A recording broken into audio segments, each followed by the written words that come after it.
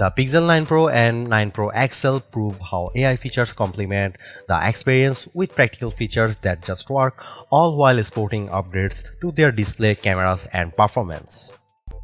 After using the Pixel 8 Pro for over 6 months as one of my daily drivers, I can tell how it has exceeded my expectations. Not only is it one of the best Android phones around, but also one of the best phones overall with its impressive AI features and camera performance. That's why I am eager to test its successors, the Pixel 9 Pro and Pixel 9 Pro XL. The company is rearranging its Pixel lineup because instead of just one flagship model, we are getting two instead, while the standard Pixel 9 and Pixel 9 Pro Fold round things out on the other ends of the spectrum. Given the popularity of the iPhone 15 Pro Max and Galaxy S24 Ultra, Google's turbocharging its new Pixels with newer cameras, durable designs, and more helpful AI features. As much as Apple Intelligence claims to redefine the iPhone experience, I think these new Pixel phones take it a step further.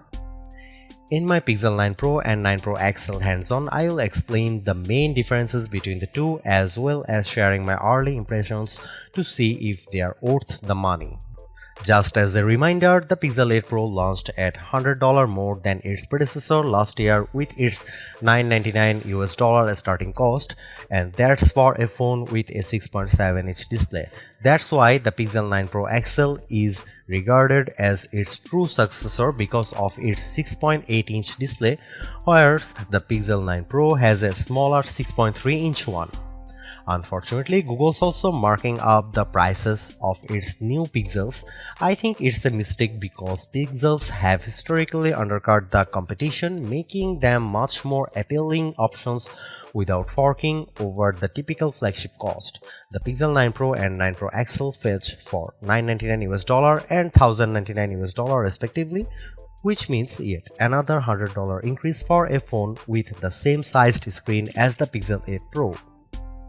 Pixel 9 Pro and 9 Pro XL pre-orders are available right now with 4 color options to choose from: Obsidian, Porcelain, Hazel, and Rose Quartz.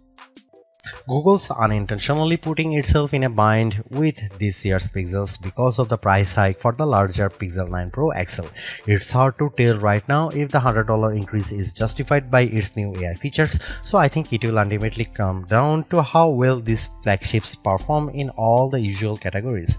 On the flip side, however, I have to applaud Google for giving its smaller phone the same amount of love by keeping the same set of cameras mount with the pricier Pixel 9 Pro XL.